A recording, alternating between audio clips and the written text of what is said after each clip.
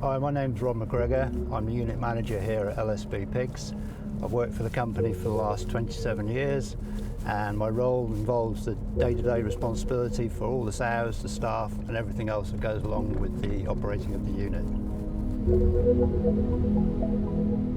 We're based in East Anglia, just 9 miles inland from the stunning North Norfolk coast. The area is ideally suited to outdoor pig production, with relatively free draining soils available to us and an exceptionally low annual rainfall, which averages just 29 inches. The plan today is to take a trip around the farm to take a closer look at some of our innovative developments. There's 3 key areas to the unit. There's the service area, the dry sow area and the farrowing area. So first of all, let's head up to the service area where the process begins.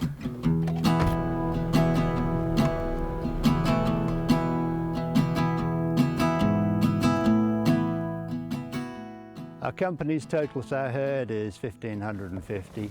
We have 900 sows on the unit where we are today, and a further 550 sows on a second site, which is just 7 miles away. Both units are running exactly the same system, which is based on a batch farrowing system of sow groups at 2 weekly intervals and weaning piglets at 5 weeks of age. To achieve these 2 weekly groups, the herd is kept in 11 batches. One after another, the 11 batches farrow 2 weeks apart.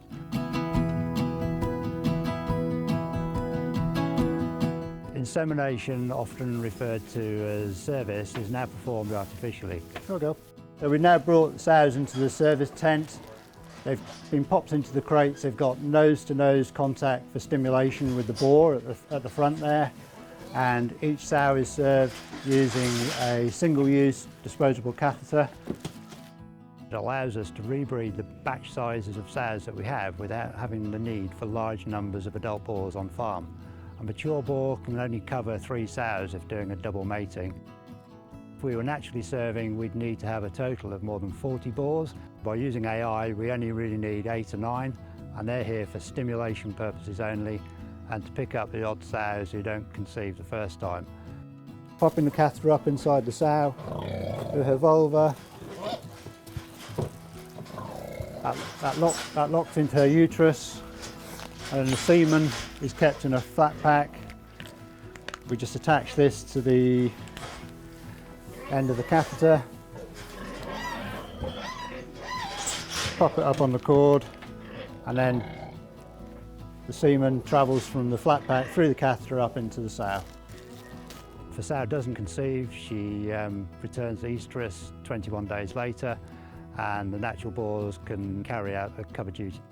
We don't want large numbers of boars on the farm because they're naturally aggressive towards each other, and they're also hazardous to us.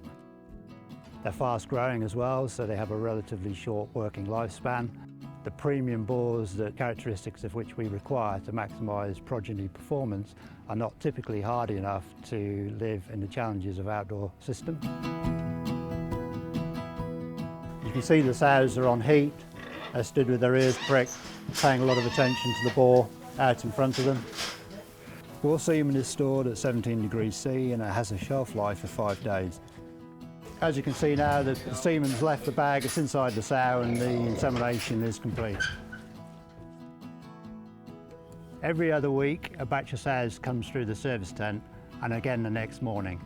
It takes a team of 3 stockmen roughly 90 minutes to serve the 85 sows, and often the sows are only in the service stalls for 3 to 4 minutes. In some cases, the sows will take the semen in as quick as 60 seconds, and then it's a quick, easy, stress-free situation for everyone.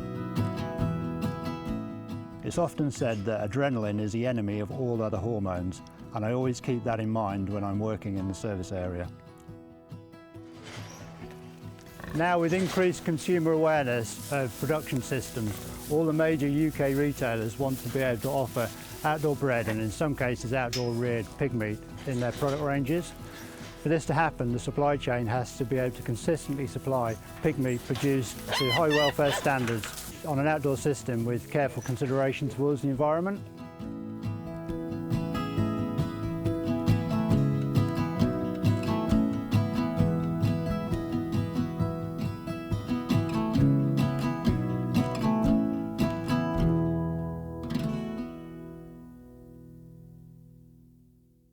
Sows have been kept commercially outdoors on an extensive scale since the 1950s.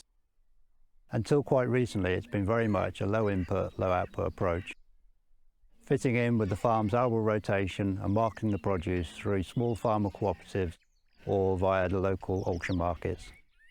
The industry has been notorious for a boom and bust price instability, usually caused by peaks in supply. When this occurred, farmers would lay up kit and leave it on headlands until the economic factors improved, and then they'd start up sow herds again, often resulting in yet another crash. This has been the case with outdoor herds until relatively recently.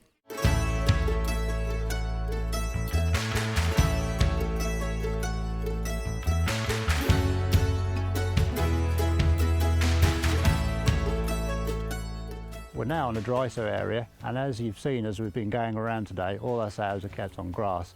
This was a key policy decision we made about 3 years ago to experiment with different grass mixes. All the grass mixes are either predominantly or entirely made up of grass species, and these are drilled in early autumn following the harvesting of the cereal crops. Traditionally we would have been moving the pig unit in September, October, but now we're drilling grass, we're moving the unit until February, March time, which, although you kind of feel that's still winter, it's actually an exceptionally dry time of year for us. So the establishment of the green cover crops gets a little bit more time and is far more robust once the sows arrive.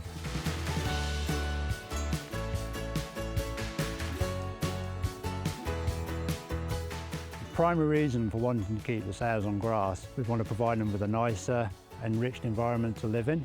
It's often forgotten that sows are actually a grazing animal, and by the process of grazing they're gaining contentment, they're getting gut fill, and it produces a much calmer, more settled group in which they can live in.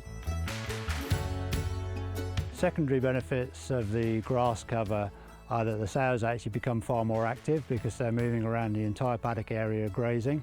This creates a sow which is far fitter, and when it comes to obviously farrowing, she's in a better health status to do that. It also makes the paddocks a lot cooler in the summer and drier in the winter, so we get less foot damage and other health problems. There's a number of steps we've taken to try and help retain the grass cover. The key one is we've introduced a paddock flipping system where the sows only have access to part of the paddock at any one time. The area to my right, they've currently got access to grazing. The centre part of the paddock they have access to all the time, where the arcs and the water tank are positioned. And then the area to my left is currently being rested, and that basically gets a 9-week rest. So the next batch of sows that arrive here will be given the rested area, and the current sows grazing to my right, that area will get shut off. Other steps we've taken are more central positioning of the dry sow arcs, so that means that wear and tear on the paddock is wider spread. And the key one as well is always to consider the soil type and the stocking rate that's used on the field.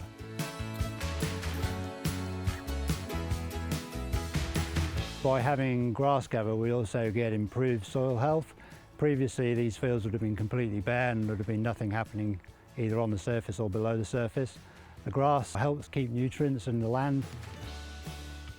Because the sows are grazing, we also end up with a much wider dunging pattern all over rather than concentrated latrine areas being formed.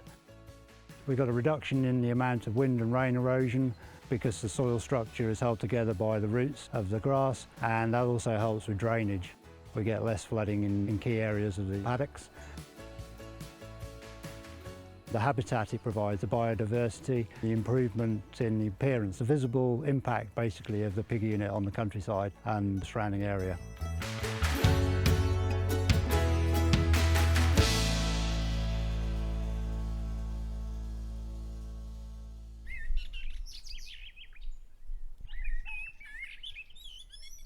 We're now in the farrowing paddock area where the sows come to give birth. Whereas once we used to give 5 or 6 sows one paddock altogether, we now use individual farrowing paddocks. The paddocks are 20 metres by 15 metres, and we bring the sows up here about a week before they're due to give birth. That gives them time to settle in, get used to the new surroundings. They get a diet change, so that takes a little bit of getting used to for them, and we can start some observations and start doing some recording prior to the actual farrowing week really kicking off. because once it does begin, it is a very, very busy time.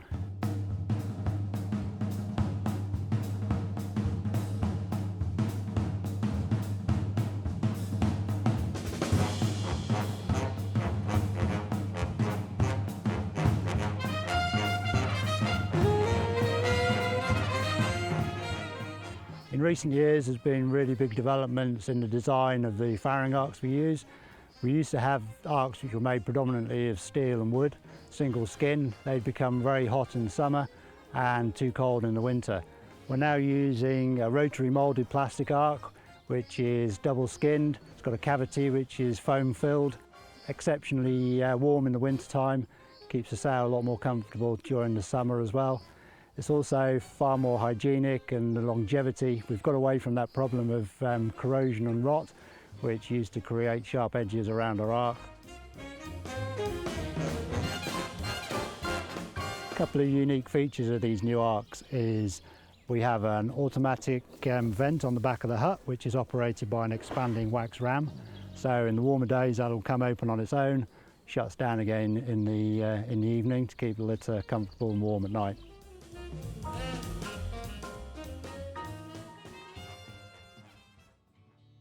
We're also now using a rotary moulded plastic fender with a rounded top. We're replacing the old steel flat top fenders. It's far kinder on the sow's udder, and the other thing about this fender is it's permanently attached to the arc, so we can flip it up when it's not in use to allow the sow to come in and out, and there's no worry of it being pulled off by the sow and piglets escaping before we're ready for them to be released.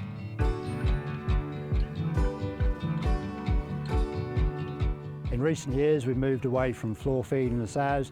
You'll have seen in the dry sow and the service areas earlier on that we're now putting the feed into long troughs where the sows are feeding in groups. And here in the farrowing, we're using what we call a farrow feeder. This allows us to give the sow the maximum amount of food she needs through the grid at the back here, and then she has access through her side. There's a flap, it keeps the feed dry and prevents vermin and birds from taking it, so if she wants to come little and often she can, it'll still be here for us, whereas if we were putting it on the floor and she went back to her ark, probably a few hours later it would be gone. Each pair of paddocks also share one of these 250 litre water tanks.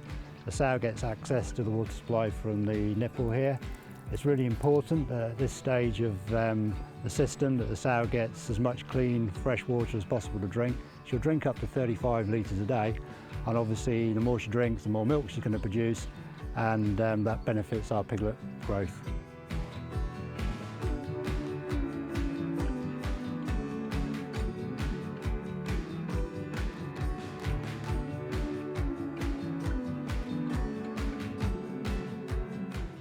I hope you've enjoyed having a look around the farm today just as much as I have showing you around, and also that you've possibly seen some bits and pieces that are of use to you in your own businesses.